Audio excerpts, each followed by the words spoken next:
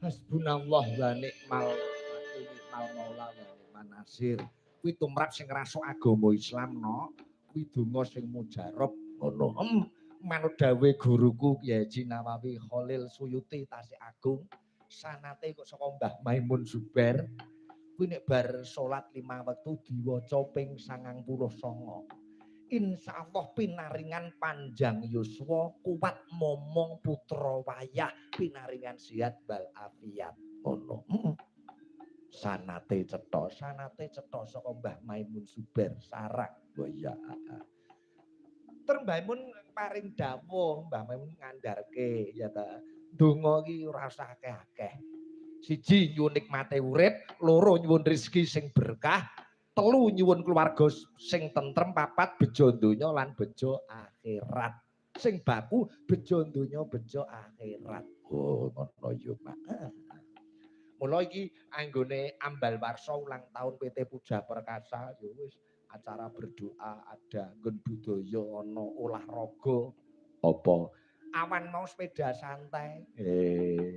Dadi panjenenganipun Bapak Haji Hanafi sosok yang lengkap. Iya. Tak gawake gamelan wayang sound system sing monitor kok jero kok omah. Omah. Elek-elek nggawa dhewe, elek-elek nggawa dhewe. Iya. Yo duwene ya iki. Ya. Diberkahi panjenenganipun Bapak Jumbuh Sesmanto. Pak Jumbuh dingaren libur panjenengan Bapak. Ngono. Angger ngastoi mesti Mbak Elisa atau terus. Nggih. Reh ning mapan ana Borobudur Magelang ya menyesuaikan ana kene nganggo keprak ding ding ding ding ngono. Ngayogyakarta. Sak kanca cakrane ngrat ya blangkone ya Mataraman. Iya. Nek yo pancen angel tenan wayang Ngayogyakarta. Ya yo. Ya sak iso-isone awake dhewe dikolaborasi Solo karo Yojo. Dadine panturanan ya. Nggih Mbah nuwun.